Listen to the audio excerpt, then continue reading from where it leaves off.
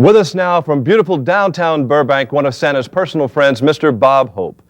Good morning, Bob. Hi, Jimmy. We just saw the clip with you and Dolly Parton. You've got so many people on this show tonight again. How do you do this every time? You just find out who's available that you need. And we were lucky. You know, we got Don Johnson and then, of course, Oral Hershiser and Florence Joyner Griffith. It's great. And we have the Rose Bowl Queen every year, and then we picked up the Orange Bowl Queen and the All-America football team we have every year. So we almost had too much show. They almost edged me out because they cut my monologue down a little bit, and I don't like that. Olympian Florence Joyner, I understand, is going to stop running and become an actress because of you. Is that right? Oh, she is so great. She is so great. I went jogging with her, and she had to carry me back. How about playing the part of Tommy Lasorda on the show? What kind of casting is that? No, it's nothing. Just a little padding. Nothing much. You have to play a lot of food. You know, you've got a ship, fake snow. I'll hear from him about it. Don't worry. Believe me. You've got a ship, you've got fake snow, Les Brown. What more do we want for Christmas? But they put the snow in at Williams Island down there, that beautiful spot down there in North Florida. And I tell you, it was gorgeous. You know, isn't it wonderful, though, this year that you get to be in Florida and not in a war zone? I mean, that really is nice. That's the best Christmas present that any of us can have. Yeah, let's say a little thanks about that, huh? Are there any Christmas traditions in the Hope family that come from England through Cleveland now to maybe Palm Springs?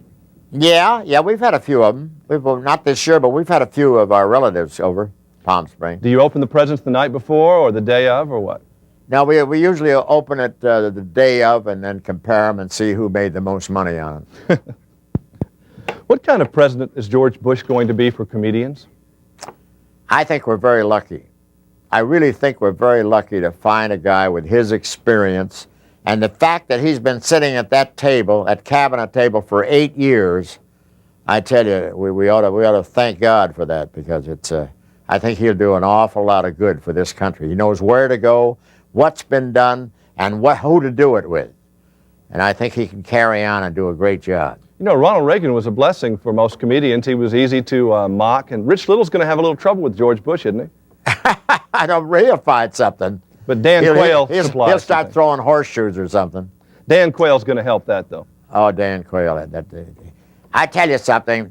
It's funny the way they pick on him as a kid. You know, we had a joke that I took out about Bush said to him, "Don't believe these things about you being immature. I'm back of you and I protect you all the way, and for God's sake, stop sucking your thumb while I'm talking to you." I thought that was a little rough, so I took it out. You know, occasionally on a Johnny Carson show, and I watched you the other night when you were on there, you see that moment of terror in his eyes when he doesn't know what to do during a monologue, when something really just bombs. It happens to all of us. Have you ever just really laid an egg out there somewhere? I mean, just couldn't get him to laugh.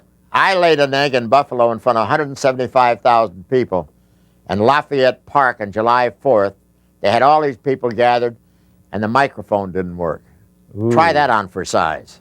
And I was standing up there talking, and nobody was hearing me, and I danced and everything. Finally waved goodbye and got off before they killed me. I guess those moments do stay with you, don't they? Oh, boy. I was looking over your biography and saw some funny things, and I always like how entertainers have odd jobs on the way up. I know you've told the story about being a newspaper boy and selling a newspaper to the Rockefellers. What were you like as a soda jerk? I don't think I was a soda jerk. I was a delivery boy for a drugstore. Well, they claimed in your NBC biography here, and I know they wouldn't lie, that you were you worked at a soda fountain. No. Well, wasn't very memorable. I don't remember. I worked for my brother. I worked at my brother's butcher when he had a butcher shop, and then I used to take my derby, and he let me go early so I could go and play a date. And when I was breaking in my act, but I don't remember being a soda jerk. I really don't. But you were an amateur boxer. How seriously did you take that career? Well, you know, I don't like to talk about that. It's sort of it's one of my sadder moments.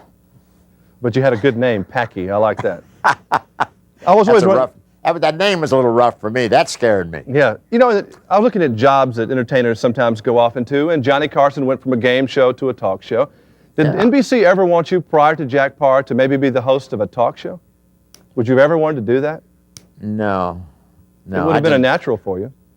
Well, maybe so, but I enjoyed they signed me out of pictures when I was doing big in pictures, and they made it possible for me to really enjoy life. And I like what I'm doing because it's tough enough doing 5 or 6 shows a year. And then shows like Geraldo, they might break your nose.